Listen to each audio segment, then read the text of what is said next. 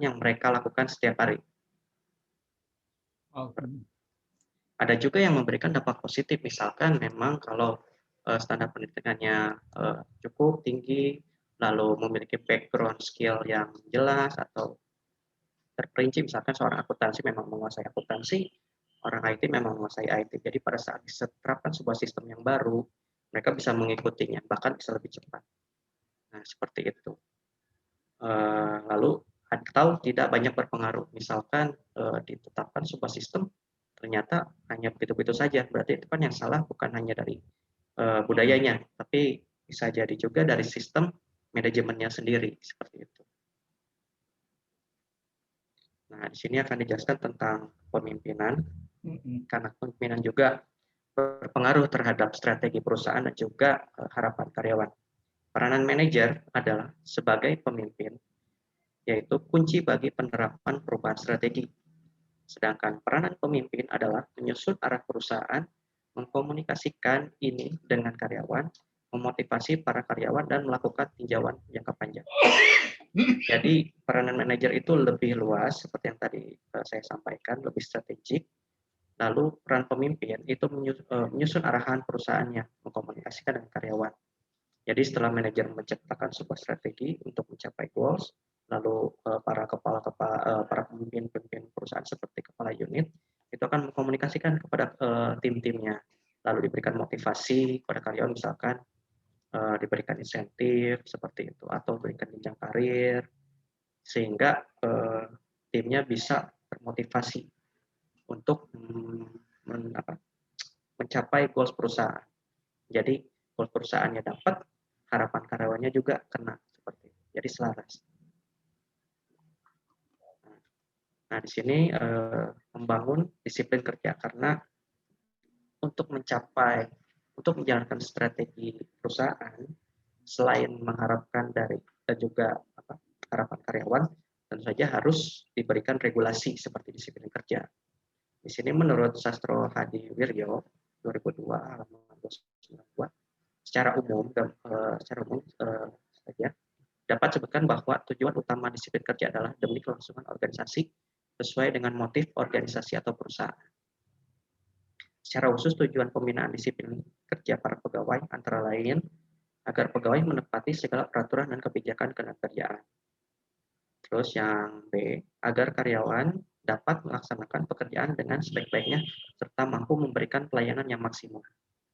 C, agar pegawai dapat menggunakan dan memelihara sarana dan prasarana, barang dan jasa perusahaan dengan sebaik-baiknya. Lalu yang D, agar para pegawai dapat bertindak dan berperilaku sesuai dengan norma-norma yang berlaku pada perusahaan.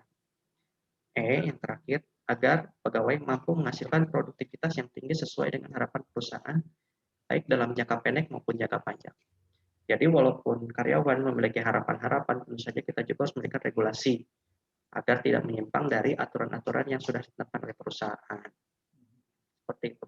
Karena kan dorongan karyawan itu kalau bukan insentif atau gaji penambahan pendapatan, mereka juga akan berpengaruh terhadap disiplin kerja, misalkan seperti kena denda atau kena hukuman. Jadi dengan diterapkannya disiplin kerja ini akan membuat karyawan memiliki standar kerja, sehingga mereka tidak akan keluar dari strategi perusahaan yang sudah ditetapkan bagi setiap divisinya. Nah, untuk penjelasan lebih lanjut tentang disiplin kerja akan dijelaskan oleh Pak Agref. Silakan Pak Agref. Pengertian disiplin kerja. Menurut Sastra Hadi Wiryo, disiplin kerja adalah suatu sikap menghormati, menghargai, patuh dan taat terhadap peraturan-peraturan yang berlaku, baik yang tertulis maupun tidak tertulis, serta sanggup menjalankannya dan tidak mengelak untuk menerima sanksi-sanksinya apabila ia melanggar tugas dan wewenang yang diberikan kepadanya. Next, Pak. Bentuk-bentuk disiplin kerja, yaitu disiplin preventif, merupakan suatu upaya untuk menggerakkan pegawai untuk mengikuti dan mematuhi pedoman kerja, aturan-aturan yang telah digariskan oleh perusahaan. Disiplin korektif merupakan suatu upaya untuk menggerakkan pegawai dalam suatu peraturan dan mengarahkan untuk tetap mematuhi peraturan sesuai dengan pedoman yang berlaku pada perusahaan. Disiplin progresif yaitu merupakan kegiatan yang memberikan hukuman-hukuman yang lebih berat terus terhadap pelanggaran yang berulang. Nah, buat pendekatan disiplin kerjanya ada 3, yaitu pendekatan disiplin modern, disiplin dengan tradisi, dan disiplin bertujuan. Kalau disiplin modern merupakan sejumlah keperluan atau kebutuhan baru di luar hukuman. Pendekatan ini berasumsi yaitu untuk cara menghindar bentuk hukuman secara fisik, terus melindungi tuduhan yang benar untuk diteruskan pada proses hukum yang berlaku. Terus keputusan-keputusan yang semaunya terhadap kesalahan atau prasangka harus diperbaiki dengan mengadakan proses penyuluhan dengan mendapatkan fakta-faktanya. Sedangkan pendekatan disiplin dengan tradisi, yaitu pendekatan disiplin dengan cara memberikan hukuman meliputi dilakukan oleh atasan kepada bawahan dan tidak pernah ada peninjauan kembali bila diputuskan. Terus untuk pelaksanaannya harus disesuaikan dengan tingkat pelanggarannya. Terus hukuman untuk memberikan pelajaran kepada pelanggar maupun pegawai lainnya. Sedangkan untuk pendekatan disiplin bertujuan berasumsi bahwa kerja harus dapat diterima dan dipahami oleh semua pegawai. Terus ditunjukkan untuk perusahaan perilaku yang lebih baik. Lanjutnya, Pak. Nah, sanksi pelanggaran kerjanya yaitu ada surat peringatan. Surat peringatan ini biasanya umumnya perusahaan memberikan 3 kali ya. Setelah 3 kali yaitu bisa berupa PHK. Terus denda atau pemotongan gaji. Sanksi ini denda hanya dapat diberikan apabila hal itu diatur secara tegas dalam suatu perjanjian tertulis atau peraturan perusahaannya. Terus demosi penurunan jabatan. Perusahaan juga berhak memberikan sanksi kepada karyawan berupa ini. Dengan demikian bisa diatur dalam peraturan perusahaannya, perjanjian kerja maupun perjanjian kerjasamanya. Skorsing karyawan. Ketika karyawan melakukan suatu tindakan yang dapat merugikan perusahaan. Dan terakhir, pemutusan hubungan kerja. Itu udah melanggar aturan sebelum-sebelumnya. Lanjut, Pak.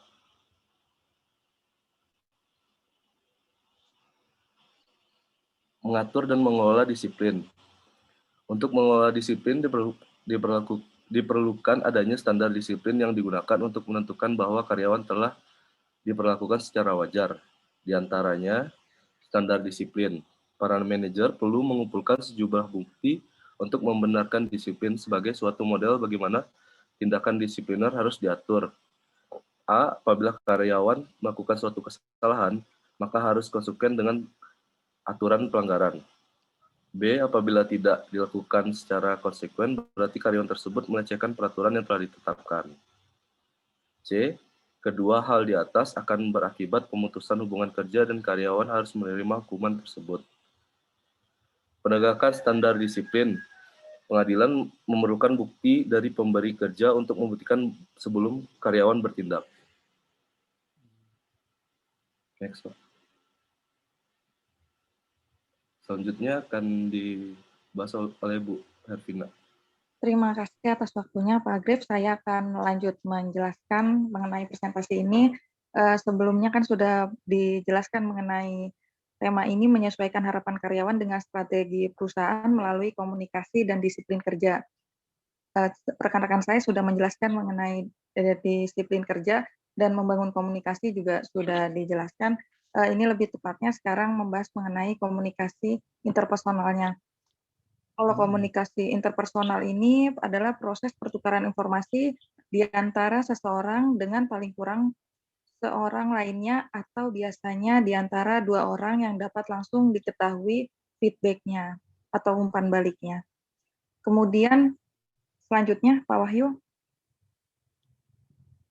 Ya, indikator dari komunikasi interpersonal ini ada beberapa, yaitu beberapa poin, ada 5 poin. Yang pertama mengenai keterbukaan. Terbuka pada orang-orang yang ingin berinteraksi, kemauan kita untuk memberikan tanggapan terhadap orang lain dengan jujur dan terus terang tentang segala sesuatu yang dikatakannya. Jadi lebih sifat terbuka. Kemudian yang kedua yaitu mengenai empati. Berempati maksudnya merasakan sesuatu seperti orang yang mengalaminya. Jadi ikut berempati dengan apa yang dirasakan oleh orang lain. Kemudian sikap mendukung.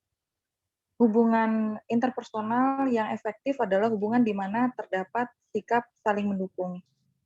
Kemudian sikap positif, komunikasi interpersonal ini terbina jika seseorang memiliki sikap berpikiran positif terhadap diri mereka sendiri, kedua mempunyai perasaan positif terhadap orang lain dan berbagai situasi komunikasi.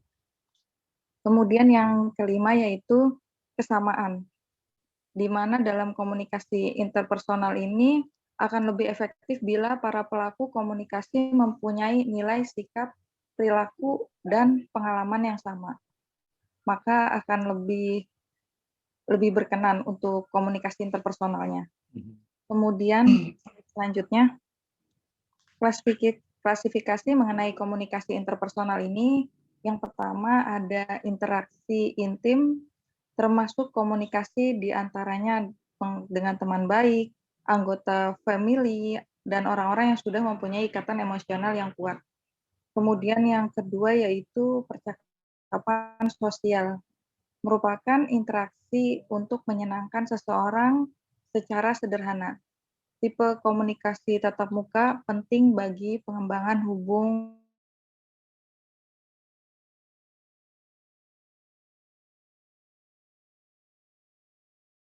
minta atau bahkan menuntut informasi dari yang lain. Kemudian ada jenis komunikasi interpersonal ini wawancara. Salah satu bentuk komunikasi di mana dua orang terlihat dalam percakapan yang berupa tanya jawab.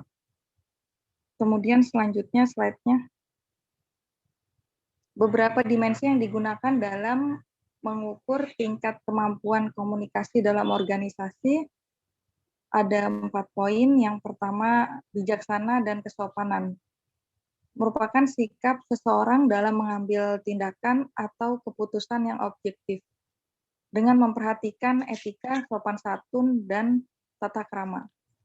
Kemudian poin yang kedua, penerimaan umpan balik, yaitu kesiapan diri dalam menerima umpan balik dari bawahan, atasan, dan rekan kerja. Jadi siap menerima apapun feedback dari temannya, ataupun dari atasannya, ataupun dari bawahannya. Kemudian yang ketiga yaitu berbagi informasi, merupakan kemauan seseorang memberi dan menerima informasi dari berbagai pihak tentang bagian di mana ia bekerja. Kemudian poin keempat yaitu maskulinitas, adalah cara seseorang menunjukkan perilaku sehari-hari sebagai pola perilaku dalam kelompok berbagai hal. Kemudian slide selanjutnya. Nah, dari yang tadi dijabarkan, kemudian ada mengenai komunikasi interpersonal di dalam perusahaan. Jadi komunikasi antar pribadi yang efektif antar setiap pegawai dapat memberikan dampak positif bagi kinerja setiap pegawai. Menurut Robbins tahun 2002 menjelaskan bahwa komunikasi organisasi dapat memelihara motivasi karyawan dengan memberikan penjelasan kepada karyawan tentang apa yang harus dilakukan, seberapa baik mereka mengerjakannya, dan apa yang dapat dilakukan karyawan untuk meningkatkan kinerjanya jika sedang berada di bawah standar. Menurut Wursanto tahun 2003 juga menjelaskan bahwa komunikasi sangat penting dalam organisasi. Salah satunya adalah untuk meningkatkan kegairahan kerja atau semangat kerja para pegawai. Jadi komunikasi dapat memberikan informasi tentang pekerjaan dan dapat meningkatkan semangat kerja pegawai, sehingga akan berpengaruh pada kinerja setiap pegawai. Dari selanjutnya, untuk slide selanjutnya. Nah, dari yang sudah dijabarkan oleh rekan-rekan saya juga, kemudian kita menyimpulkan bahwa komunikasi dan disiplin kerja merupakan tindakan manajemen untuk mendorong agar para anggota organisasi dapat memenuhi berbagai ketentuan dan peraturan yang berlaku dalam organisasi tersebut. Dan melalui komunikasi, maka dapat memberikan keterangan tentang pekerjaan yang membuat pegawai dapat bertindak dengan rasa tanggung jawab pada diri sendiri dan pada waktu bersamaan dapat mengembangkan semangat kerja organisasi. Komunikasi merupakan faktor utama untuk meningkatkan semangat kerja, jadi komunikasi sangat diperlukan dalam pelaksanaan pekerjaan dan pembinaan perilaku pegawai sebagai motivasi untuk meningkatkan semangat kerja pegawai. Sebagai proses dalam suatu pekerjaan akan terasa lebih mudah, ringan, dan tujuan organisasi akan dapat tercapai. Sekian presentasi dari kelompok kami. Selanjutnya saya berikan ke moderator. Terima kasih. Ya, Siti. Oke, jadi dapat saya simpulkan lagi kembali bahwa salah satu cara mengatasi gap strategi perusahaan dengan harapan karyawan adalah salah satunya dengan cara komunikasi itu sendiri. Baik, karena waktunya masih cukup panjang, maka kita akan membuka beberapa sesi pertanyaan, di mana setiap sesi itu akan ada 2 pertanyaan. Bagi teman-teman yang ingin bertanya, dipersilahkan. Yuk, wake up, bangun. Ayo.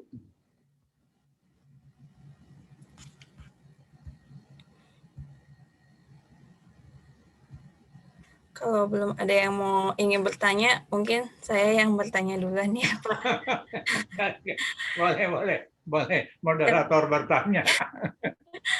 Karena tadi ada yang sedikit mengganjal tentang scoring itu, Pak, yang di pelanggaran disiplin. Ya boleh ditunjukkan Pak Wahyu yang scoring.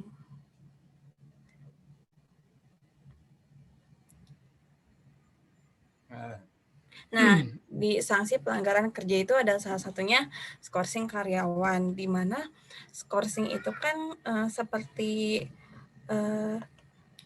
melarang karyawan untuk masuk ke perusahaan, untuk bekerja di perusahaan selama beberapa waktu yang ditentukan, begitu atau tidak ya Bapak ini, Pak Agref?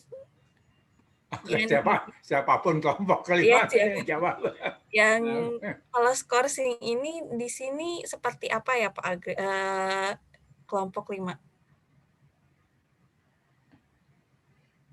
Oke, yang lainnya dulu. Kalau yang saya lihat, saya baca, scoring karyawan. Serah, nanti aja Pak. Satu lagi. Supaya mikirkan jawabannya.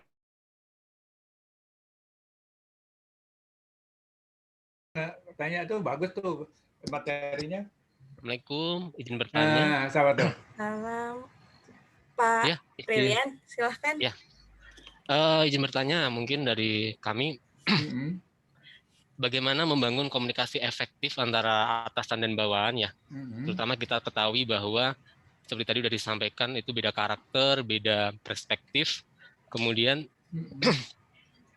ada juga atasan itu yang katakanlah ada yang peduli dengan bawahannya, ada juga yang masa bodoh seperti itu. Jadi artinya yang mulai membangun komunikasi itu sebenarnya yang berkewajiban itu tuh yang mendahului itu sebenarnya dari atasan atau memang bawahan.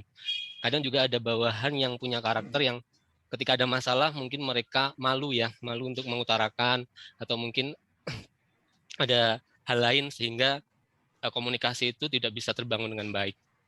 Terima kasih. Oke. Silakan kelompok 5. Jadi sudah ada 2 pertanyaan antara scoring dan cara membangun komunikasi yang efektif.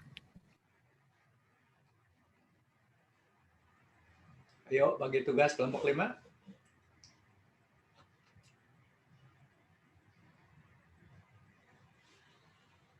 Tadi Pak Gref tuh yang mau jawab dulu. Pertanyaan pertama ya Pak Gref.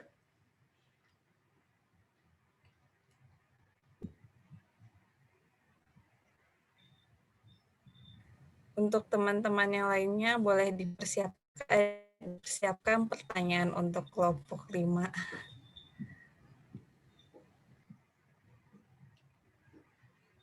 Ayo bangun. Kalau Ibu Ruby, ayo. maaf. Iya Bu, silahkan. Saya cuma ini kan belum ada. Ini gambaran saya mengenai pertanyaan. Boleh saya sedikit kasih sharing lah selama ini untuk pertanyaan skorsing tadi. Oh baik Bu. Maaf saya bukan kelompok 5, maaf kelompok 5 boleh. Malah dari kelompok lain ini. Mantap Bu Liberty. Lanjut Bu. Boleh ya sebentar. Ini ya Pak ya. Sementara kelompok 5 masih ini saya pengalaman saja ya Pak. Kalau skorsing, skorsing biasanya karyawan Bu, tergantung. Misalnya ada karyawan itu yang memang bekerja, misalnya dia pekerjaannya supir.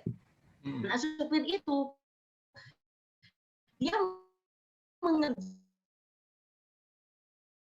pekerjaannya itu kita kan harus on time, on schedule, on quality, on quantity. Jadi misalnya, nah kalau misalnya dia sekali dia tidak melakukan tepat waktu, oke, masih ada mungkin kita kasih peringatan pertama dengan cara lisan. Peringatan pertama itu biasanya kita tidak langsung kasih surat peringatan pertama secara tertulis, tapi secara lisan dulu. Jadi jangan dulu tertulis. Dan kedua mungkin dalam waktu tertulis itu secara lisan itu kita lihat apakah kita lihat dalam waktu 1 bulan atau mungkin kita perpendek umurnya dengan 2 minggu saja kita menegur dia secara lisan.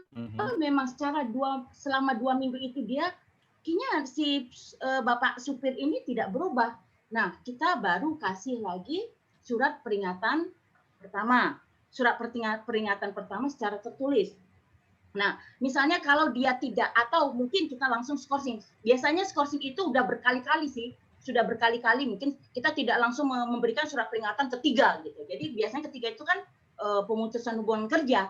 Jadi biasanya pertama secara tertulis mungkin dalam waktu 3 bulan, kalau memang dia masih melakukan kesalahan, ya naiklah menjadi surat peringatan kedua. Nah itu kita biasanya kalau memang sangat terlalu, baru kita kasih skorsing. Misalnya skorsing, Bapak tidak bisa menarik dulu membawa mobilnya untuk pengiriman mungkin selama 1 bulan atau 2 bulan, tergantung nanti kesepakatan dengan pimpinan atau atasannya seperti itu. Jadi kalau memang dia tidak boleh, berarti kan apa yang hak uang jalan, uang transportasi dia, uang makan, uang itu kan tidak diberikan. Tapi gaji tetapnya, gaji pokoknya biasanya tetap diberikan. Itu kalau skorsing biasanya. Itu biasanya dilakukan kalau memang terlalu sangat tidak. Jadi komunikasi disampaikan ke dia, iya aja, tapi tidak dilakukan. Nah biasanya seperti itu.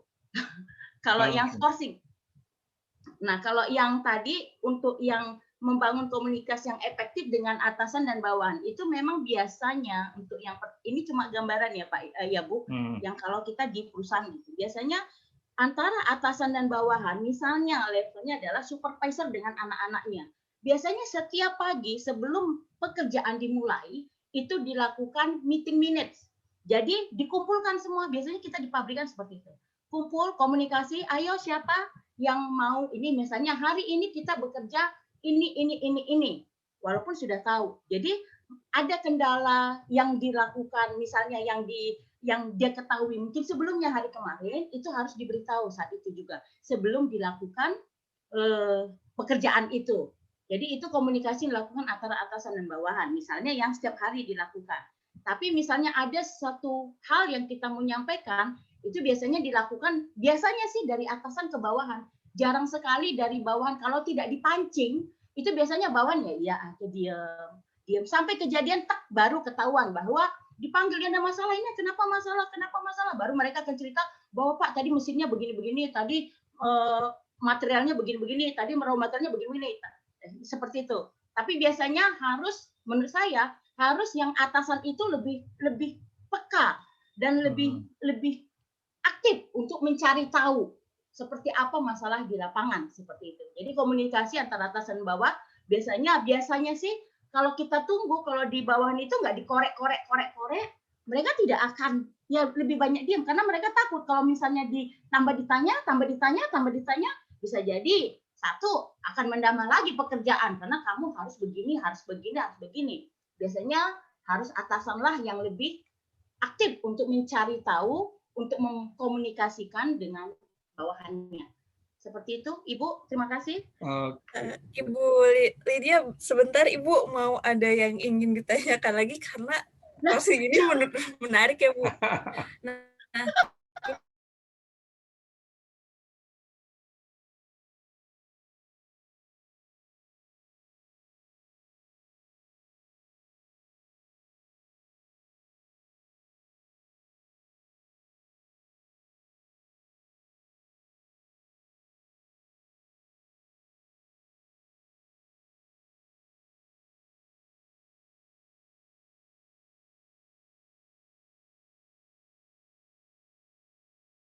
Kalau misalnya ada yang menggantikan untuk sementara, itu lebih cepat mengerti, Bu. Biasanya seperti itu. Ibu Ruby? oke, Bu. Jelas, clear. Dari kelompok 5 barangkali ada tambahan tuh. Iya Bapak, saya sedikit menambahkan saja Pak. Kebetulan kan saya tidak Oke. bekerja di perusahaan, tapi di pendidikan. Iya. Jadi mungkin untuk peraturan skorsing atau misalnya PHK atau apapun yang melanggar sanksi itu tidak terlalu berat seperti di PT.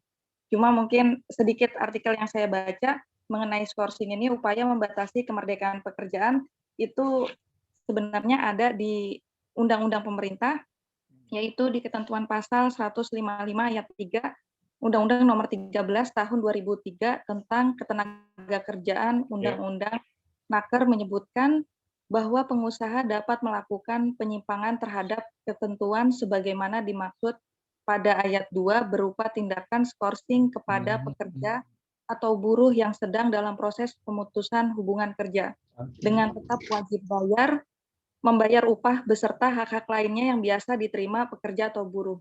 Ketentuan ini adalah pengecualian terhadap ketentuan ayat 2 yang menyatakan bahwa selama proses perselisihan hubungan industrial atau PHI pekerja tetap melaksanakan kewajibannya.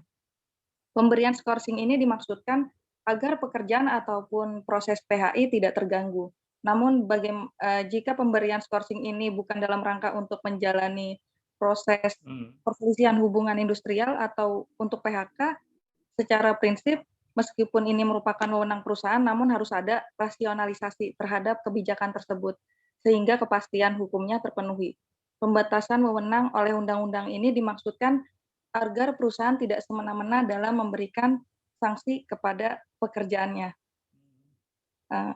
Begitu sih Bu Ruby, kalau misalnya menurut tadi yang undang-undang dari pemerintahnya.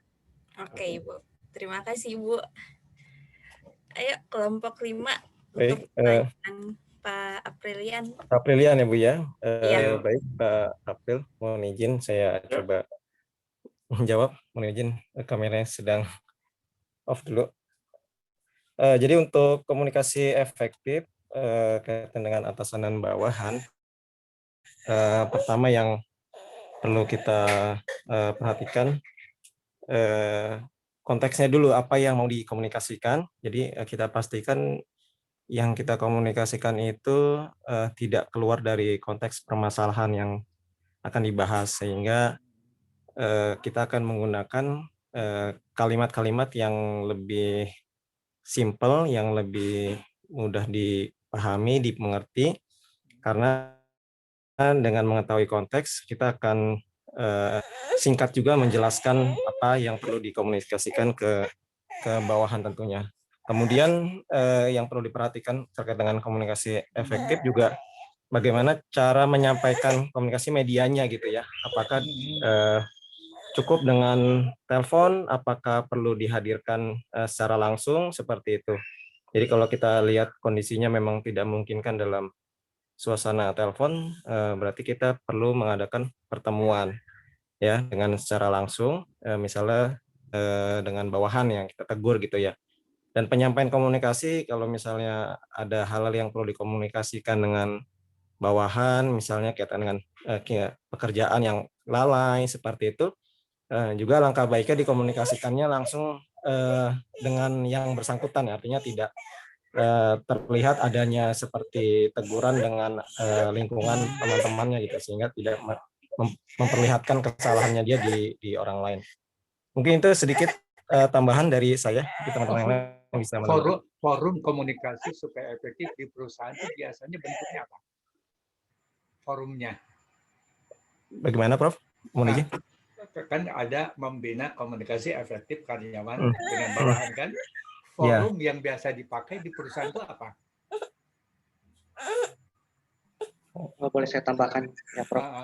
Forumnya apa biasanya? Kalau saya sih pengalaman di perusahaan itu forumnya itu biasanya kita setiap pagi itu ada briefing, Prof. Oh, briefing. Satu bentuknya briefing ya? Ya. Jadi kita melihat apa yang akan kita lakukan hari ini, terus progresnya seperti apa, ada kendala apa, itu semuanya harus dikomunikasikan.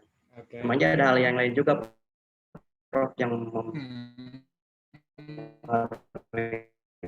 yaitu adalah monitoring. Masalah apapun jika monitoring ketahuan, kita langsung bisa memberikan solusi hari itu juga. Jadi mungkin seperti sanksi-sanksi seperti ini bisa kita kendalikan sebenarnya.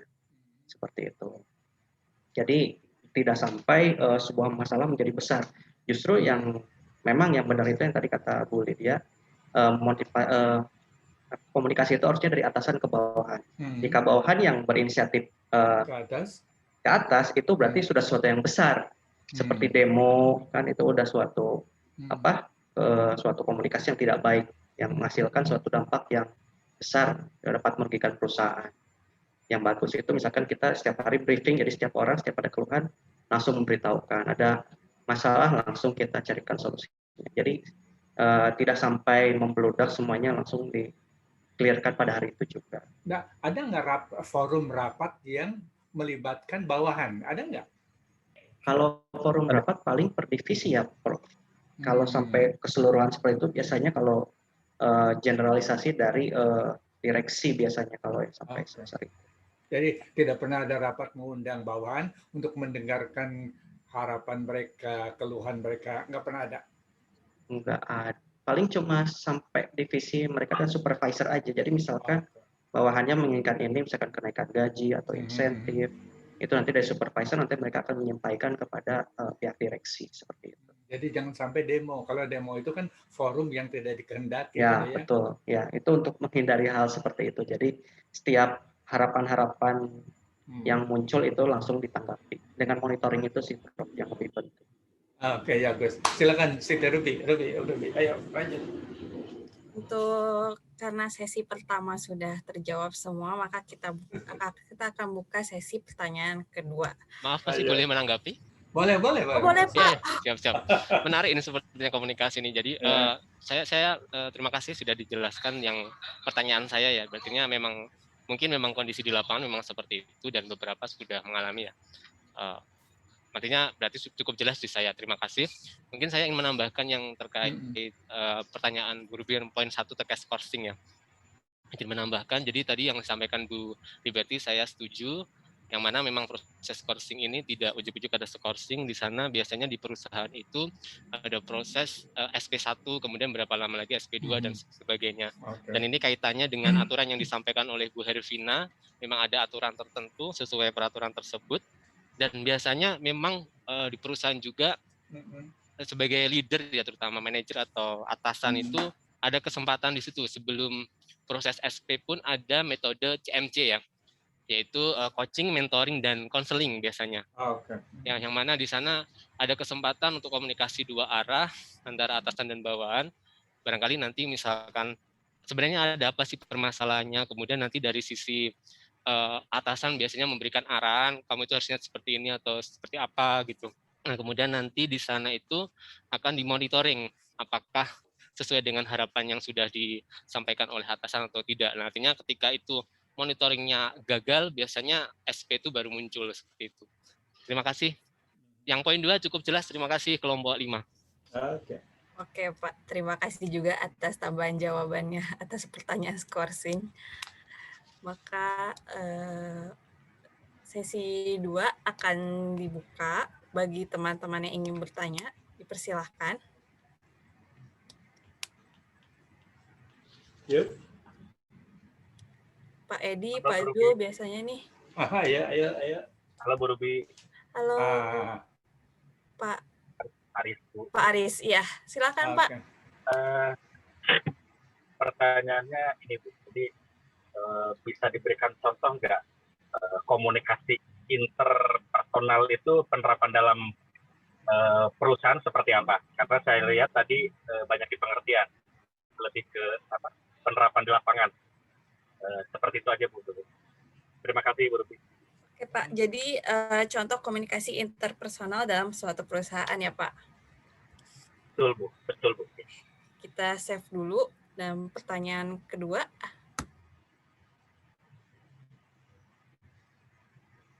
Boleh bertanya lagi? Pak, Ayo. silakan. Oh ya Pak, ini menarik sebenarnya komunikasi. Iya nih Pak. Ya, menyambung tadi terkait saya sampaikan proses CMC ya. Jadi ada proses coaching, mentoring, dan konseling. Yang mana di situ memang perwujudan dari komunikasi dua arah antara atasan dan bawahan.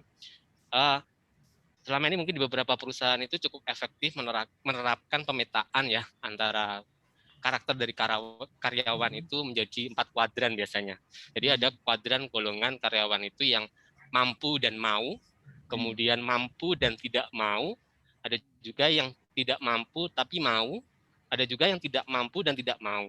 Nah, kalau yang kuadran 1-3 tadi mungkin bisa ya secara persuasif atau secara intens proses CMC ini dilakukan penerapannya. Cuman yang dijadikan permasalahan di sini adalah bagaimana menyikapi ketika kuadran 4. Artinya karyawan tersebut tidak mampu dan tidak mau. Apakah ini dibinasakan atau seperti apa gitu ya? Nah, nanti ya artinya seperti apa untuk membangun motivasi terutama ke yang bersangkutan. Terima kasih. Oke.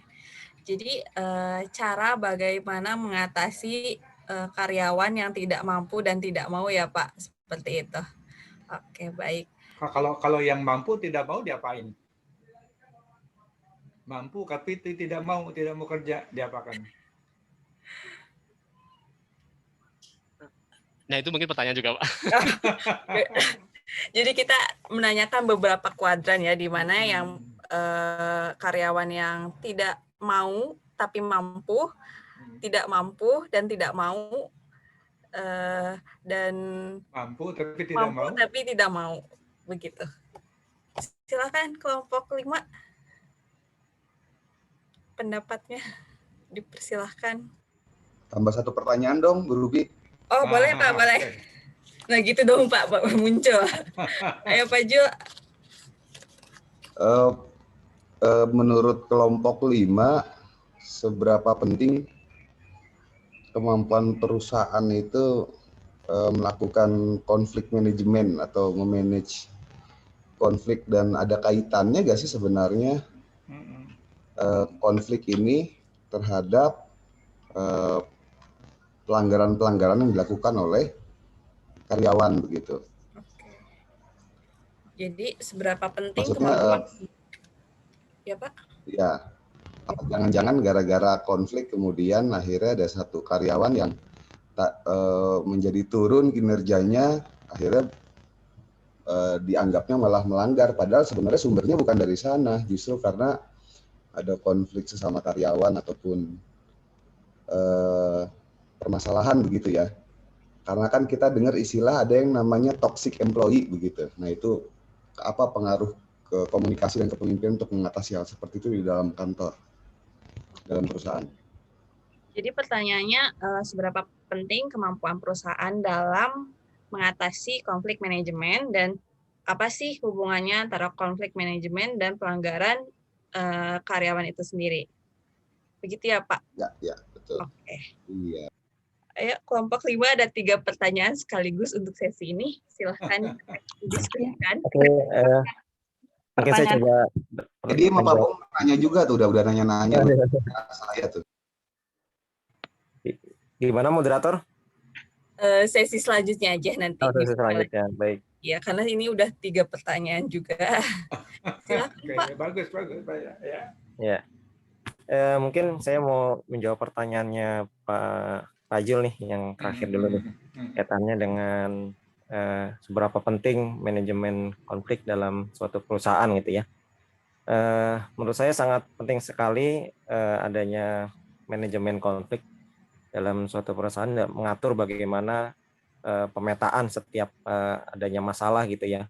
Bahkan masalah itu harus juga terinventarisasi ya, artinya terdata juga ya. Setiap ada masalah, masalahnya apa, kemudian dicari akar permasalahannya sampai dengan solusinya ya. Sehingga punya semacam data gitu ya, data konflik-konflik atau masalah-masalah yang sering terjadi, sehingga dengan adanya pendataan seperti itu akan memudahkan apabila terjadi konflik-konflik serupa seperti itu, dan standarnya pun juga sama. Apabila terjadi masalah seperti ini berarti penyelesaiannya seperti apa gitu, dan itu menjadi standar untuk penyelesaiannya. Itu untuk manajemen konflik. Jadi menurut saya penting sekali perusahaan dalam mengatur konflik itu dan diminimalisasi terjadinya konflik supaya tidak melebar tadi. Tentunya kita akan harus membatasi juga adanya pihak-pihak atau oknum yang tadi disebut sebagai toxic employee gitu ya. Kadang-kadang memang kegaduhan perusahaan itu ada dari oknum-oknum tertentu saja gitu. Jadi bukan karena memang perasaan semua yang dirasakan oleh karyawan, tapi lebih kepada pengalaman individu yang merasa sebenarnya tidak puas dengan perusahaan gitu ya. Dan sebenarnya kalau ditelusurin orang-orang yang seperti itu biasanya orang-orang yang maaf mungkin kinerjanya rendah, yang kurang produktif, sehingga lebih banyak memikirkan hal-hal negatif dan kekurangan perusahaan saja dibandingkan memikirkan bagaimana menyelesaikan pekerjaannya. Nah, kalau ada orang-orang yang seperti itu perlu kita telusuri lagi hal apa yang menyebabkan kekecewaan dia terhadap perusahaan ya. Kemudian kita ajak komunikasi ya, lanjut dengan komunikasi interpersonal ya dengan orang tersebut gitu ya, diajak komunikasi baik-baik, kita bicarakan baik-baik dan kita motivasi, kita arahkan. Apabila memang apabila setelah kita ajak komunikasi tetapi tidak ada perubahan, ya tetap harus ada keputusan final dari perusahaan ya. Jadi walaupun karyawan tersebut memberikan efek yang buruk ya, awalnya kita tetap berusaha untuk menjaga dan berupaya untuk memotivasi, mengarahkan lagi. Tapi apabila memang tidak bisa lagi diarahkan, sehingga kita harus ambil keputusan tegas ya kita kita keluarkan saja kayak gitu orang-orang yang kita anggap sebagai toxic employee gitu. Nah, kemudian kaitannya dengan yang tidak mampu tadi juga sama berarti kan, kalau misalnya tidak mampu kemudian tidak mau, ya buat apa bekerja kalau memang tidak mampu dan tidak mau gitu. Secara kemampuan tidak ada, kemudian secara motivasi rendah, apalagi yang bisa diharapkan dari karyawan seperti itu. Ya, itu menjadi cost besar juga buat kita, tapi tidak ada benefit untuk perusahaan. Ya alangkah baiknya orang yang seperti itu ya seperti orang-orang yang tadi toxic employee tadi ya, kita singkirkan saja gitu, karena sudah tidak sejalan dengan visi misi perusahaan, dan yang ada bukan menunjang kinerja perusahaan lebih produktif, tapi malah menjadi beban perusahaan gitu.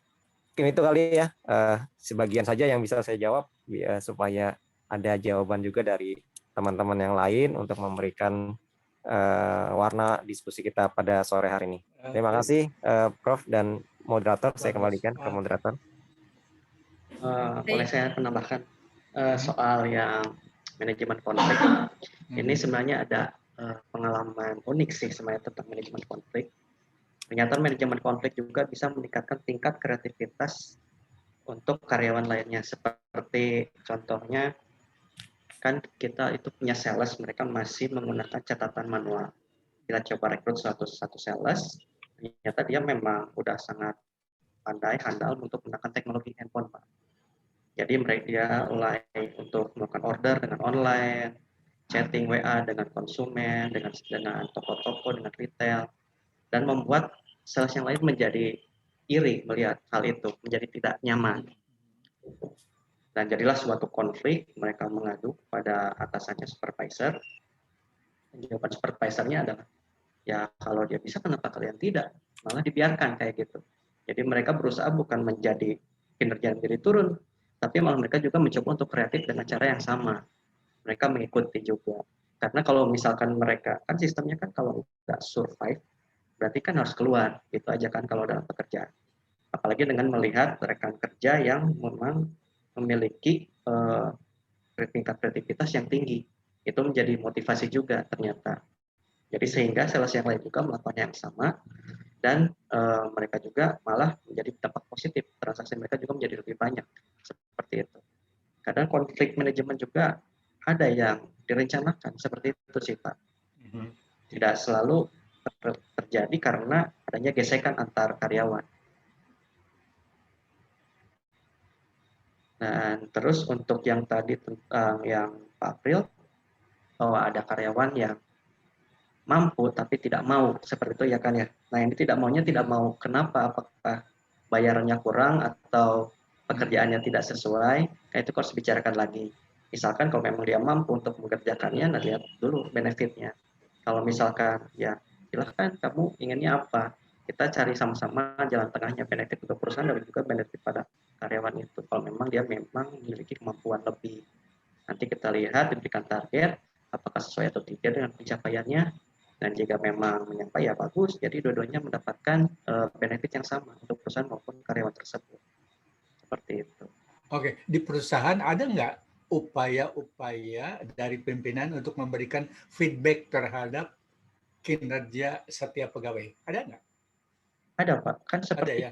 Seperti hasil penilaian KPI itu kan suatu feedback bahwa kinerja seseorang seperti apa. Terus misalnya disampaikan oleh misalnya dari HRD, ini loh Anda sebenarnya mampu, tapi ternyata Anda itu ada nggak gitu? Kalau kejadian kayak seperti itu sih, saya belum pernah. Ya? Iya, Oh, belum sempat. Jadi bukan hukuman tapi feedback, memberikan ini loh kurang loh. Biasanya itu pada saat interview sih Pak. Pada saat interview biasanya ini orang kemampuannya bagus seperti ini, namun di posisi kita itu masih ada yang menempati, masih ada jobnya udah terisi seperti itu. Tapi kemampuannya lebih baik, cuman kan itu kita tidak bisa untuk menerima lagi karyawan yang dengan job yang sama. Tapi kadang suka ada memberikan rekomendasi seperti itu. Jadi misalkan untuk kedepannya mungkin bisa kita hubungi kembali seperti itu. Ya, lanjut. Atau mungkin juga bisa dengan ini kali Prof, dengan pemindahan posisi kali Prof ya. Mungkin kan bisa juga ada orang yang tidak nyaman di kerjaan tersebut ya. Tadi ya mungkin dia sebenarnya mampu tapi dia tidak mau, karena dia tidak maunya itu karena dia tidak nyaman mungkin kalau dia melakukan hal-hal pekerjaan tersebut gitu. Apabila dia dipindahkan ke bagian lain, mungkin dia akan lebih produktif gitu mungkin. Itu mungkin bisa salah satu ya, jadi di perusahaan ada nggak seorang psikolog? Biasanya mengerjakan seorang psikolog nggak? Nggak ada ya? Kebetulan saya di HRD misalnya ada psikolog yang tugasnya dia mengamati pekerja, kemudian dia memberikan feedback dari kerjanya secara periodik gitu, sehingga orang itu menjadi lebih baik karena dia tahu kekurangannya dan tahu cara memperbaikinya. Sudah ada nggak di perusahaan seperti itu? Kami ada, Prof. Ada, oke. Ya, mungkin dari teman-teman yang lain yang punya pengalaman. Kebetulan saya tidak punya pengalaman untuk itu. Prof, mohon maaf. Pak Jul, boleh tambahan Pak Jul? Silakan. Ya, jadi di kita itu opsi untuk melakukan tindakan pendisiplinan itu memang opsi terakhir, Prof. Jadi yang dikedepankan itu sebenarnya adalah pembimbingan dan konseling. Jadi ada masalah itu di konseling dulu, hasil dari penilaian itu nanti akan keluar dua rekomendasi. Rekomendasi pertama di training ulang, atau rekomendasi lainnya adalah didisiplinkan gitu. Oke, jadi ditemukan kekurangannya, kesalahannya, tidak dihukum tapi diberitahu gitu ya, supaya dia memperbaiki. Oke. Dengan counseling. Good. Baik, Lanjut. apakah Pak Zul ada tanggapan mengenai jawaban yang diberikan oleh kelompok 5? Apa sudah cukup? Sudah cukup, Bu Ruby. Oke. Pak Aprilian bagaimana jawabannya? Apa sudah memenuhi? Cukup jelas, Bu Ruby. Terima kasih. Tinggal pertanyaan yang dari Pak Aris, kelompok 5 belum menjawabnya, yang contoh komunikasi interpersonal di suatu perusahaan. Bu, saya akan mencoba menjawab tadi pertanyaan dari Pak Aris mengenai contoh komunikasi interpersonal. Sebenarnya tadi sudah ada jabarannya, mungkin pengertiannya saja, tapi belum contohnya. Nah, itu mengenai komunikasi interpersonal itu ada yang komunikasi percakapan sosial, interogasi, ataupun wawancara. Yang pertama, contoh dari percakapan sosial, sebenarnya kalau kita bekerja itu tidak maksudnya tidak selalu itu membicarakan pekerjaan, tapi biasanya yang rekan-rekan sekerja atau sebaya ataupun horizontal biasanya itu membicarakan di luar pekerjaan, seperti mengenai isu politik ataupun teknologi, itu juga termasuk kita berkomunikasi secara interpersonal. Nah, kemudian yang kedua itu ada contoh dari komunikasi interpersonal secara interogasi ataupun pemeriksaan. Biasanya kalau ada kasus, misalnya dalam suatu perusahaan, seorang karyawan itu dituduh mengambil barang-barang organisasi, maka atasannya akan menginterogasinya untuk mengetahui kebenarannya. Kemudian tadi juga ada klasifikasi komunikasi interpersonal, yaitu dengan cara wawancara. Wawancara di sini kalau misalnya contoh di perusahaan itu, misalnya atasan yang mewawancarai bawahannya untuk mencari informasi mengenai suatu pekerjaannya. Begitu, Bu Ruby. Gimana Pak Aris? Pak Aris, gimana? Ada tambahan apa bagaimana? Sudah cukup, Bu. Oke, terima kasih, Bu Vina. Terjemahannya apa sih interpersonal itu? Percakapan dari? Antar pribadi gitu ya, Prof. Antar ya. Jadi berdua gitu, Prof ya. Dari hati ke hati kan? Iya, dari hati. Jadi harus berdua gitu. Heart to heart. Person to person. Jadi ada nggak di perusahaan? Jadi bukan bicara misalnya orang melanggar disiplin atau melanggar peraturan. Nah, atau selalu melanggar peraturan, kan harus dicari mengapa sih dia itu. Sehingga kadang-kadang diundang tadi ya bercakap berdua, kemudian betul-betul keluar dari hati ke hati, kenapa sih sebenarnya. Pernah nggak di perusahaan seperti itu? Pernah sih, Prof. Biasanya masalah apa tuh? Ini sih, Prof. Misalnya ada karyawan mungkin nggak fokus kerjanya. Jadi karena memang kurang fokus kan kerjaannya terbengkalai. Kemudian kan dianya juga jarang masuk. Misalnya rekan kerja ada yang jarang masuk. Nah, itu kan pasti nanti atasannya menanyakan kenapa jarang masuk. Kemudian minta untuk, karena kebetulan atasannya nggak galak atau misalnya dekat dengan bawahan, jadi ya ini bicara berdua ada masalah apa sehingga bisa terbengkalai kerjaannya gitu. Mungkin bisa juga kalau ini ya, Prof ya, biasanya kan dalam aktivitas kerjaan itu antara rekan kerja kadang-kadang ada miskomunikasi seperti itu, sehingga mungkin dari salah satunya ada yang tidak, yang pernah saya alamin ya, ada dua orang gitu kan, rekan kerja, kemudian miskomunikasi antara keduanya, kemudian salah satunya jadi sedikit apa yang namanya menjaga jarak lah hubungan komunikasinya gitu, didiamkan segala macam gitu. Kemudian yang satunya merasa perilaku berbeda dari rekan kerjanya, kemudian nah kita ajak komunikasi untuk orang yang seperti itu, kita ajak komunikasi dari hati ke hati tadi ya, secara personal kita panggil yang bersangkutan dulu, pertamanya kenapa sih masalah ini sehingga menyebabkan rekan kerja Anda merasa kurang nyaman seperti itu. Kemudian kalau sudah kita gali informasinya, kemudian kita ketemukan antara kedua belah pihak. Nah, jadi permasalahan seperti ini, jadi sebenarnya hanyalah kesalahpahaman aja gitu. Jadi dengan adanya komunikasi interpersonal dengan rekan kerja yang salah tadi, saya bisa mendamaikan antara mereka seperti yang pernah saya alami sih seperti itu. Begitu. Mungkin itu kali sedikit. Jadi kalau perusahaan pada zaman dulu kalau misalnya karyawannya salah langsung dihukum. Tapi kalau zaman sekarang itu ketika karyawan salah itu kita harus membangun komunikasi terlebih dahulu ya kepada karyawannya, baru jika emang tidak bisa diatasi, emang sudah mentok baru dihukum. Begitu ya, Prof? Nah, misalnya yang kuadran 1, misalnya orang itu mau dan juga mampu, tapi satu saat kemudian kinerjanya drop gitu.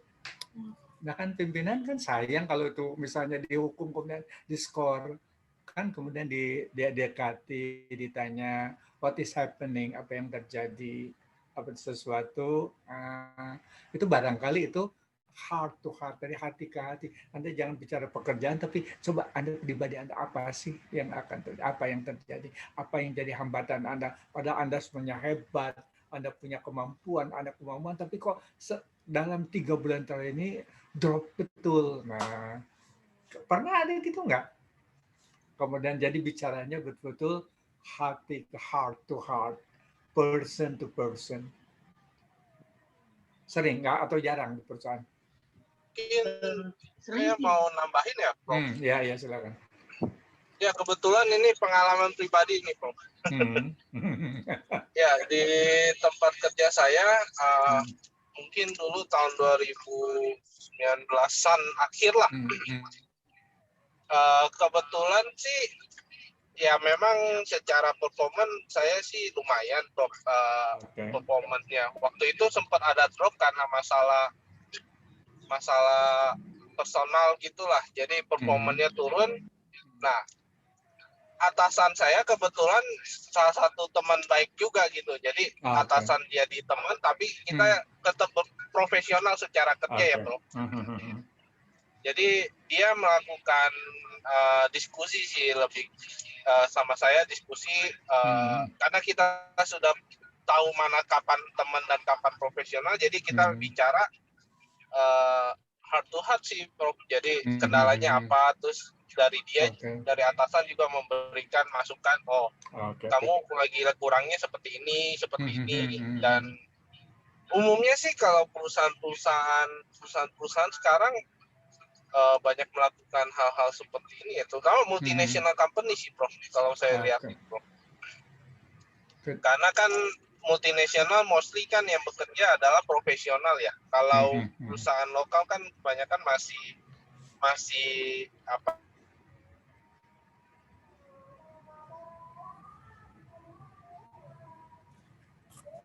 Putus. Hilang orangnya. Hilang. Putus. Ceritanya setengah nih jadinya. Kelompok 5 apa masih ingin menerima pertanyaan, apa disudahi saja kelompok 5? Satu tadi ada pertanyaan yang hilang tuh, Ruby, barangkali ada penting. Yang satu orang tadi mau nanya, tapi ini sudah 3 orang, barangkali ada. Iya, yang Pak Bong tadi itu. Iya, Pak Bong tadi katanya mau nanya, kata Pak Julfikar. Enggak, saya belum nanya. Oh. Terus Pak, ceritanya... Sorry, sinyalnya hilang, Pak. Ya, Pak. Malu-malu itu, Pak Bong, malu-malu. Ceritanya bisa dilanjut, Pak, yang sampai tadi. Iya, jadi dari pengalaman saya kerja sih, kebanyakan multinational company yang isinya profesional ya. Jadi mereka tidak punya apa sih, kepentingan lah. Biasanya sistem-sistem seperti ini bisa berjalan sih. Kalau misalnya perusahaan lokal yang ownernya itu yang punya perusahaan langsung, biasanya keputusan yang hal-hal seperti ini jarang diterapkan, lebih banyak ke like and dislike-nya gitu.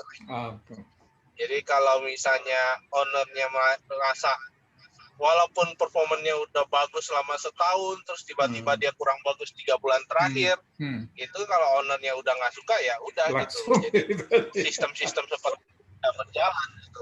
Umumnya. Ya. Dan sedikit share juga. Itu paling pengalaman saya sih. Kalau di pengalaman perusahaan kami, Prof, silakan. Itu ada 2 jenis pelanggaran, berat dan ringan. Okay. Jadi pelanggaran berat itu tindak kriminal atau misalkan melawan hukum gitu ya. Dan satu lagi tindakan-tindakan atau sikap yang itu melanggar value perusahaan, Prof. Itu cara kita itu melindungi kultur, budaya, dan nilai hidup. Selebihnya kalau di luar dari hal itu, mau misalkan barang hilang kah gitu ya, kelalaian, kecelakaan kah, alat rusak dan sebagainya, itu masih kategorinya yang kita bina itu, Prof. Kita konseling dan dilatih ulang gitu. Karena tadi Prof bilang itu biaya atau cost untuk mencetak, merekrut, dan melatih itu kan tinggi. Kalau seandainya mereka justru karena 1-2 kesalahan akhirnya kita remove gitu, itu sebenarnya loss bagi kita gitu, Prof. Demikian, Prof. Ya, Pak Zul, kena counseling itu sebenarnya adalah interpersonal kan?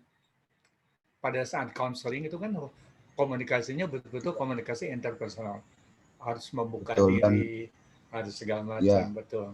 Dan di level manajer kita itu lagi kita latih. Jadi tiap manajer itu harus punya kemampuan untuk punya komunikasi interpersonal ini, Prof. Betul. Sebisa mungkin laporkan ke HR itu kalau udah case-nya parah dan mereka nggak sanggup. Ya.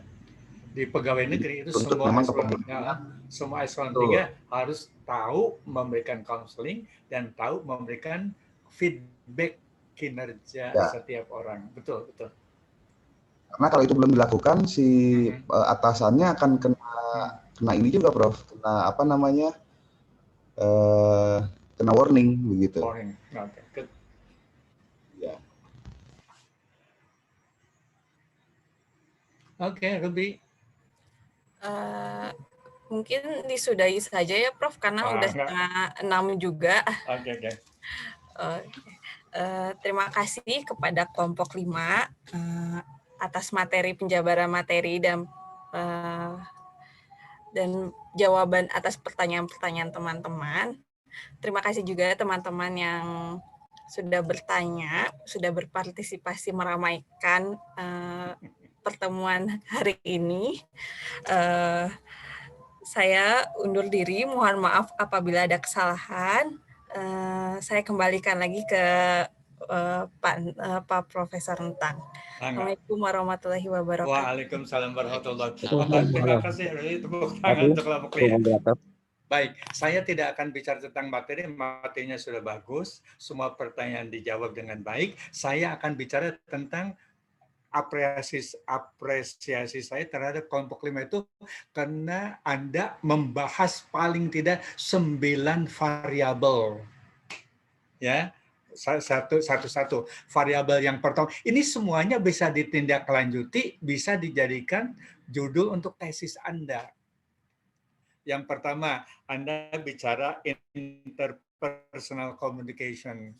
Sampai ketemu indikatornya, sampai ketemu dimensinya, itu kalau dilanjutkan itu sudah menjadi satu variabel yang luar biasa.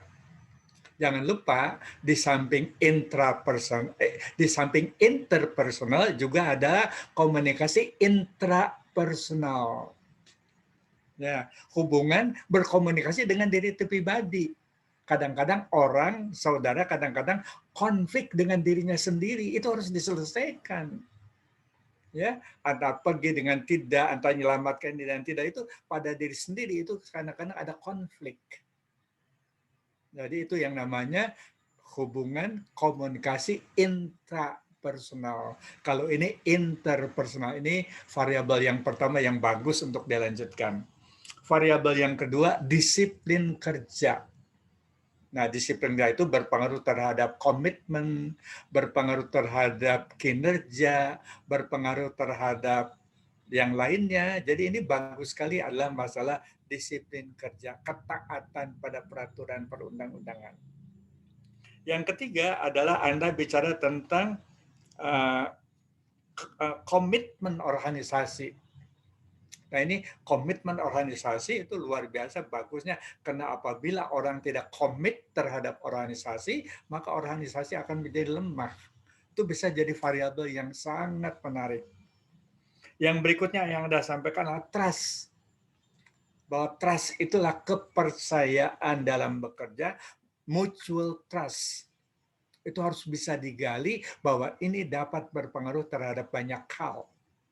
Jadi ini variabel yang sangat bagus untuk dijadikan variabel dalam penelitian.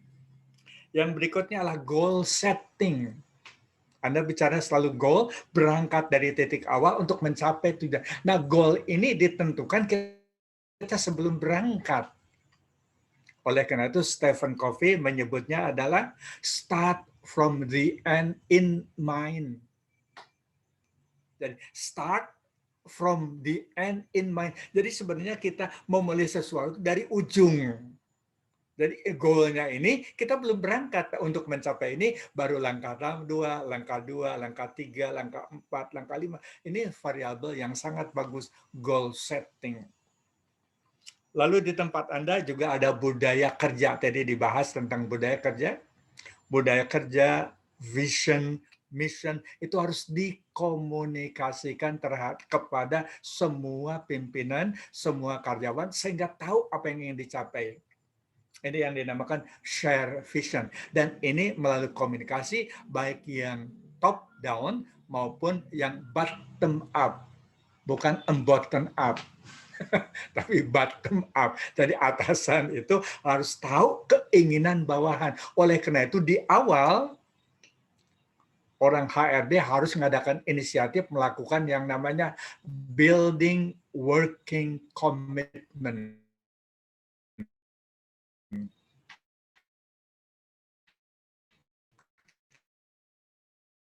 Membangun, ditentukan oleh mereka, the do's and the don't. Apa yang harus dilakukan oleh karyawan, apa yang tidak boleh dilakukan oleh karyawan, apa yang harus dilakukan oleh pimpinan, apa yang tidak boleh dilakukan oleh pimpinan. Ini hanya bisa dibangun dalam satu forum namanya building working commitment, membangun komitmen kerja. Nah, ini banyak tidak dilakukan oleh perusahaan. Kemudian yang berikutnya adalah kepemimpinan. Itu kita bicara tadi kepemimpinan. Kepemimpinan itu ada yang transformational, ada yang visioner, ada yang servant leadership. Sekarang ada lagi agile leadership. Kepemimpinan setangkas dan seluas singa. Nah, itu kepemimpinan ini variabel yang luar biasa yang selalu bisa diambil untuk penelitian tesis Anda. Kemudian yang ada masuk di sini juga adalah sikap empati. Ya, empati itu adalah suatu sikap yang luar biasa menjadi sikap yang positif untuk bangun. Ya, jadi ini variabel. Kemudian tadi Pak mengajukan juga masalah konflik dalam bekerja. Konflik dalam bekerja bisa memotivasi untuk menaikkan produktivitas, tapi juga bisa menghancurkan produktivitas. Oleh karena itu pertanyaannya, how to manage konflik. Bagaimana konflik itu harus di-manage. Kadang-kadang ada pimpinan yang sengaja memasukkan konflik sehingga terjadi persaingan tadi, dalam gambaran digambarkan persaingan antara orang yang kreatif dengan kreatif. Jangan menghancurkan yang kreatif, tapi yang tidak kreatif diangkat menjadi kreatif. Nah, ini how to manage konflik. Ini menjadi variabel yang sangat bagus. Yang berikutnya yang terakhir adalah motivasi kerja.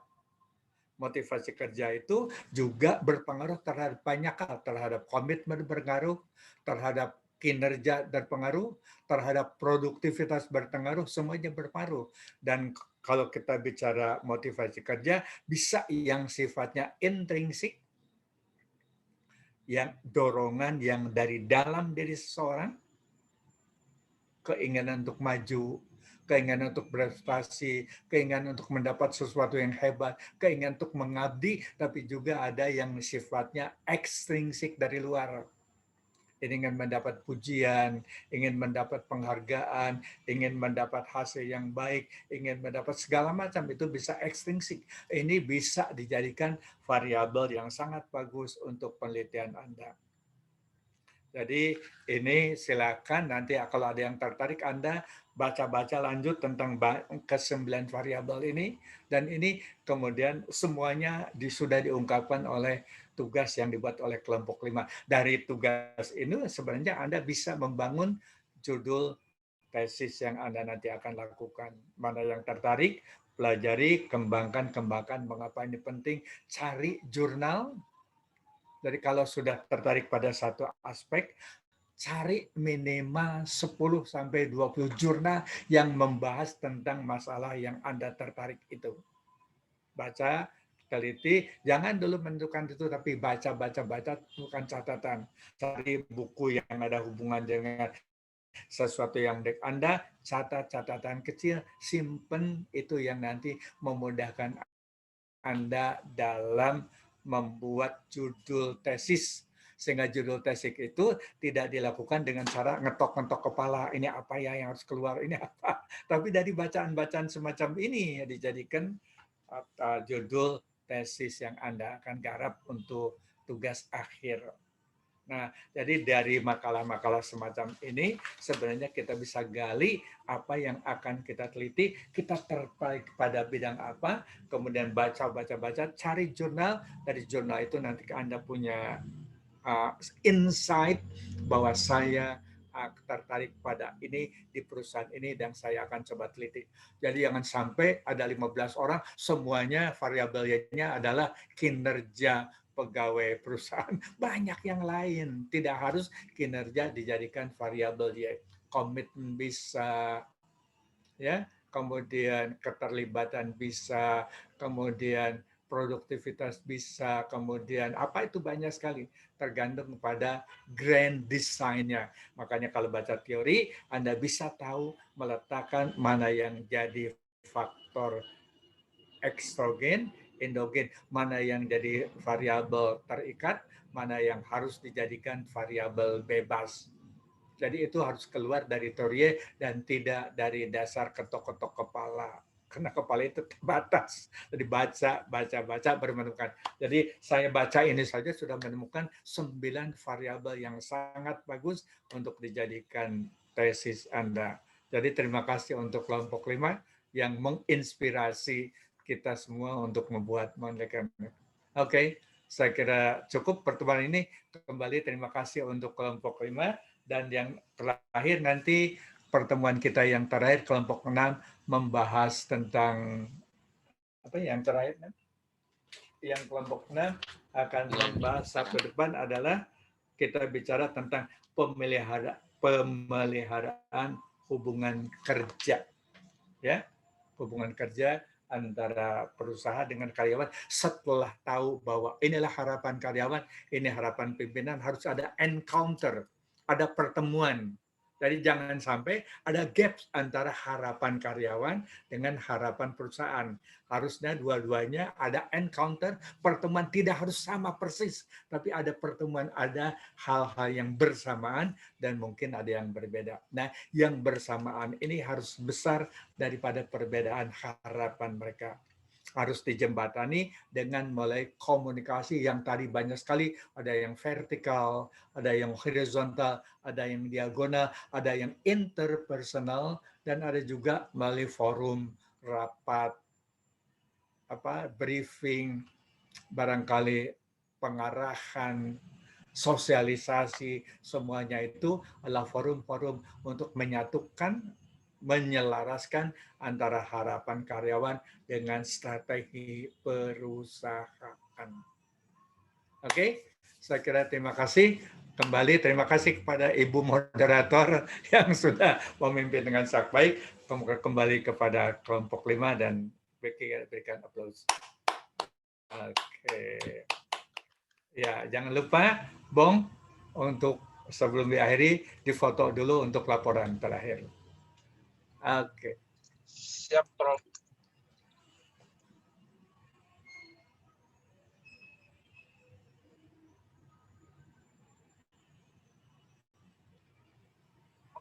Oh, udah, oke. Kelompok 6 jangan lupa ya, hari Kamis paling akhir dikirimkan hasil kerjanya sebelum. I'm leaving. See you. Oke.